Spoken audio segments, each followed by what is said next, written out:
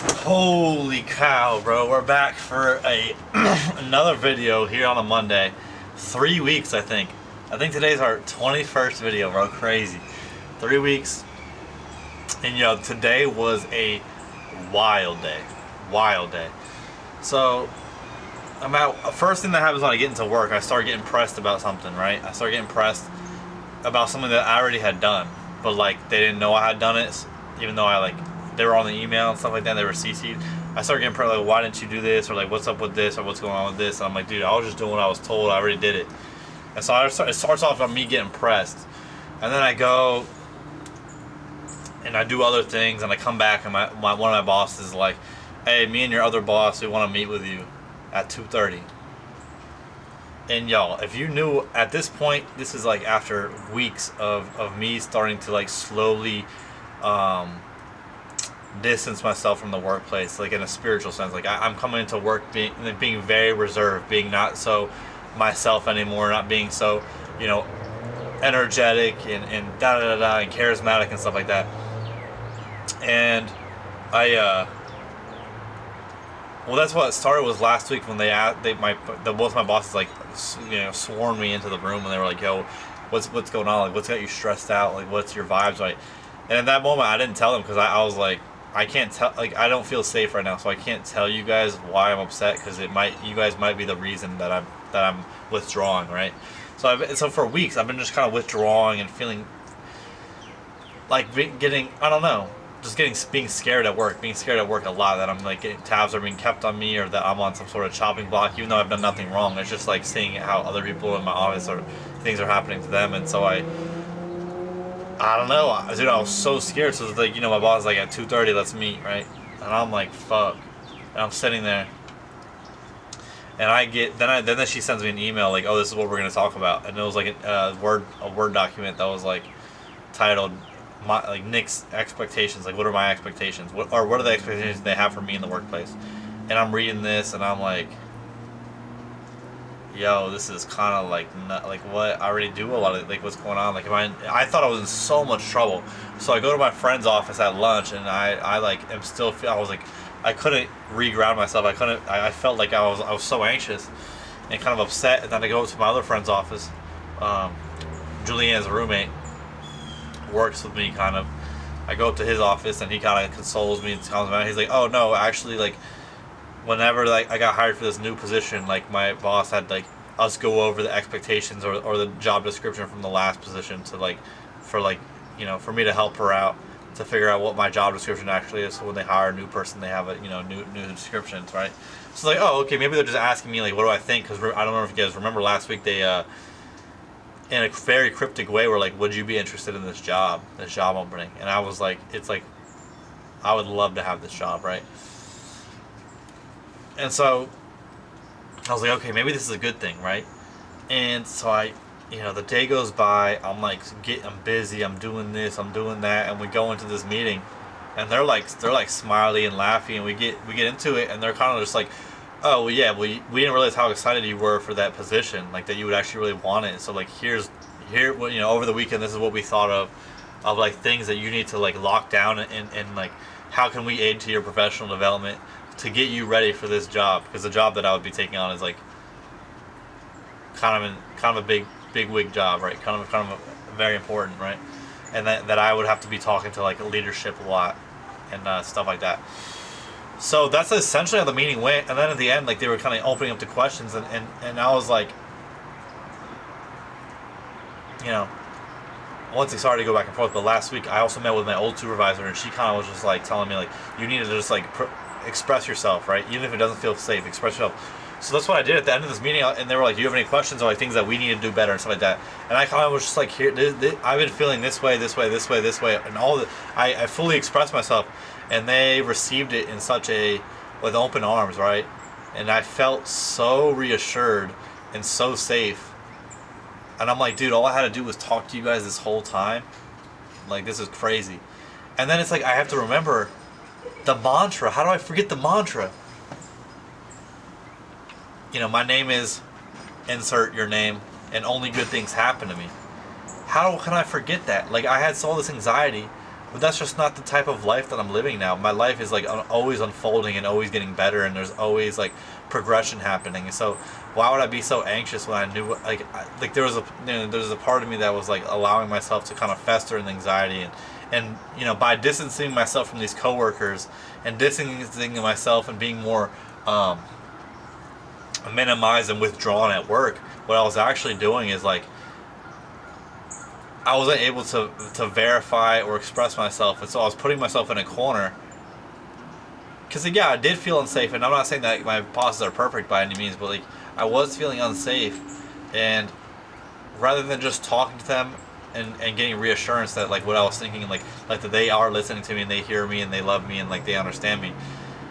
Instead of that, I just like festered on my own and like came up with these big narratives for like what my bosses were, and like, oh, they don't like me, or whatever, coming up with like these insane narratives. And it's going back to this point that's like what me and Julianne were talking about on our last video. It's like with anxiety, it's like your mind is just coming up with shit to match how you feel. So yes, I did feel initially anxious, and there was something they did that made me feel anxious, but I should have just gone to them and been like, this is how I'm feeling. But instead I was like, oh my god, things are changing and getting scary, and I'm so anxious now. And then just like feeding into that. Now it's like, oh, like I'm reading into every situation with an anxious lens, right? And so like, what a beautiful day to go from like so upset and so scared and so nervous and these weeks of this fear, to them literally being like to them being so reassuring and creating such a safe space. It was like, oh my god, dude, I have wonderful bosses. This is like awesome. And so, wow, it's like, man. And for me to also be exposed stress, I was like, I didn't feel comfortable when you guys did this, or like this made me uncomfortable in this way, or I don't like when you guys do this or this. And then for them to not, for me to preface it, be like, please, like, are you gonna take offense when I can like express myself? And they were like, no, and they didn't. And yeah, there was caveats. There was clarifications or things they were trying to better understand, but for the most part, they were listening. And it was so awesome. And then like I have a big event happening Friday that I've been like preparing for like 7 months. I've been like a very long time, and it's all coming. And then they were asking about the itinerary, and so I was like, I just want to like hang out. I don't want there to be a big itinerary for this party, this event. I just want people to just enjoy each other's presence, and they were okay with that. And then we went into the event space, and they were like, oh, let's do this here, let's do this here, why don't you have this? And like I felt like I was back to being a team again. Like I felt like I was being supported again. And oh man, it feels great. Life's beautiful, man. And it's just like, it's a rainy, cloudy day, and it was kind of adding to this, and I don't know, guys. And this other thing I was thinking about was like, it was like, I saw some TikTok yesterday that was talking about like the way, what's his name, bro? You guys will know what I'm talking about. But he was talking about how like the way the devil interacts with you is crazy, because first he'll have you commit sin, and then while you commit sin, he'll be like, oh, you shouldn't have done that, you're in trouble now. Like he'll then implant some sort of voice in you where it's like, you go to commit this sin, whatever it is. And once again, like, I'm not like a religious dude. I think it's very applicable and just very easy to use like Christianity as like some sort of metaphor or like an analogy, right? But it's like, first you do the bad thing, right?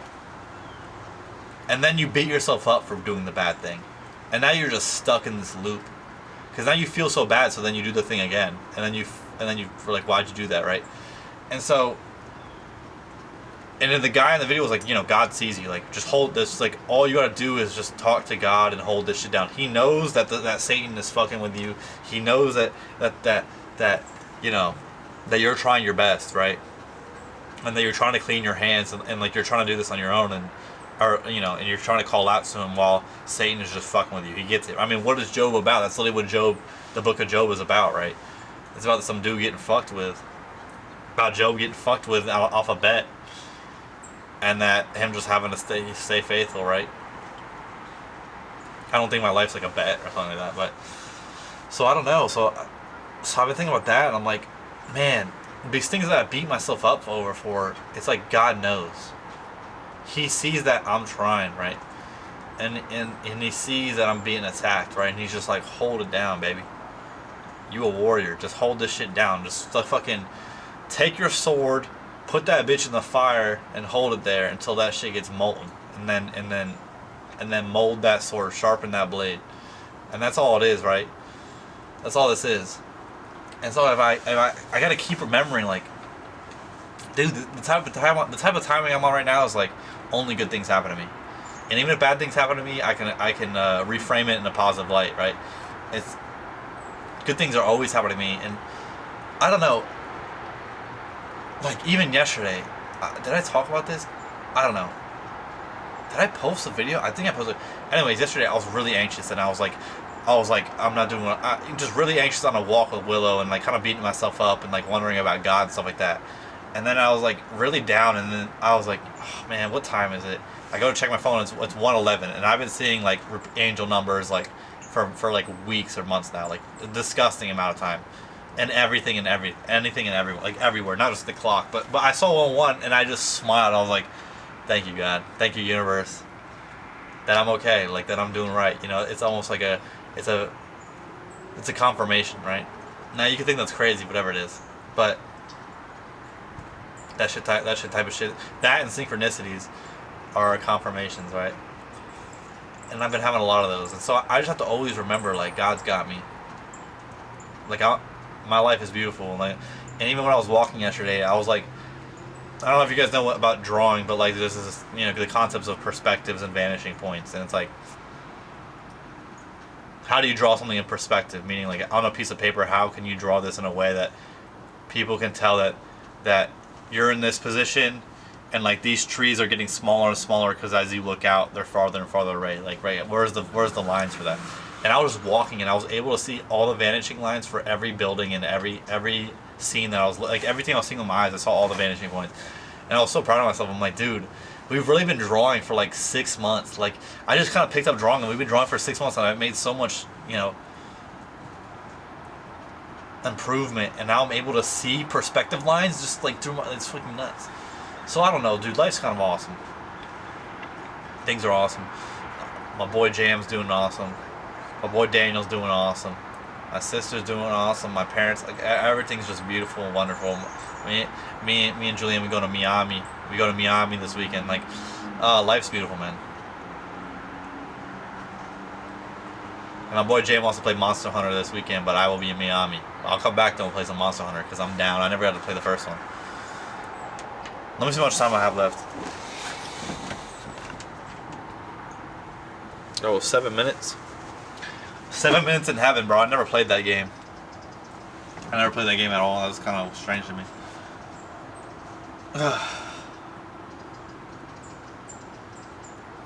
Dude, I seen this. So like my office is right next to the psychology clinic in the hospital, and so I go to the button next to the psychology clinic is bathrooms, and so I go to the bathroom, and I see one of the psychology patients in the waiting room.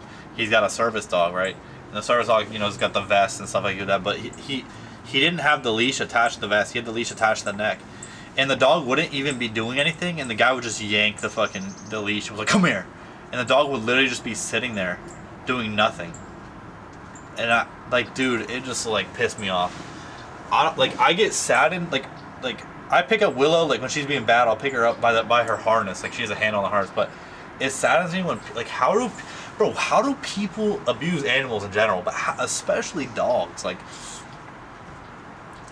I don't know how people do that shit. Like, I'm not saying the guy was abusive, but it's just like seeing a dog in harm's way, or just like seeing someone like treat a dog poorly. Like, I even get upset at myself for being like, man, I should have spent more time with Willow today.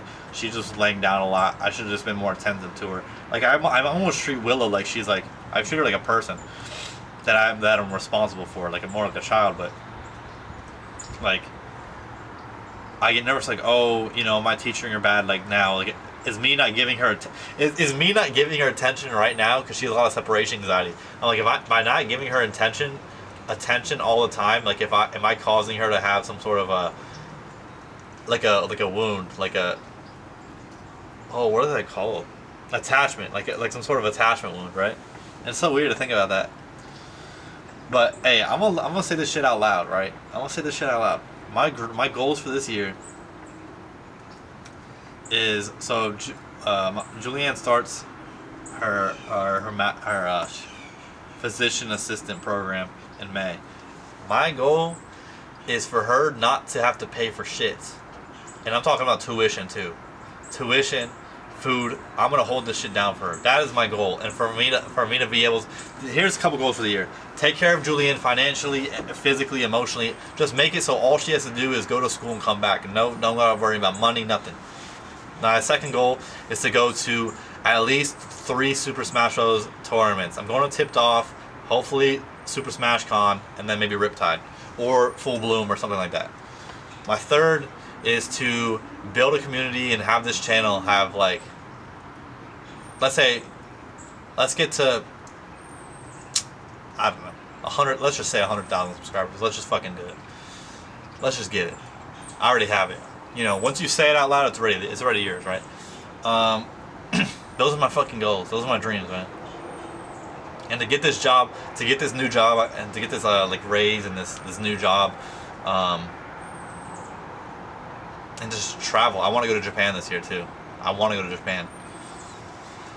Those are my fucking dreams, bro. And to see my boy Jam like a couple times, cause he lives like a couple hours away. But other than that, and to see Daniel, and to get Julianne's engagement ring. Those are the things. Those are my goals for the year, and I'm gonna fucking slay every single one because I think it, therefore it is so, baby. But other than that, y'all, life's beautiful. I have a beautiful dog, a beautiful house. Bro, let me tell you guys, a quilt is so much better than a comforter, especially if you live in Florida, bro. A quilt is way better than a comforter. It's just like way thinner. It's comfortable. I've been using a fucking comforter and a blanket. I just sweat. Actually just lay on top of the comforter and just like use the blanket. But even then, the quilt is just something about it's OP. Other than that, y'all, I'm out of here. What up? Guys, girls, gays, queers, they, them, Z, zer, non-binary, any, all, everyone and anyone. I'll see y'all later. Have a beautiful rest of your Monday. And I'll catch you guys on Tuesday, bro. We're flying through this year. After this week, it'll be fucking March. Crazy, boys. Let's fucking go. Let's fucking go.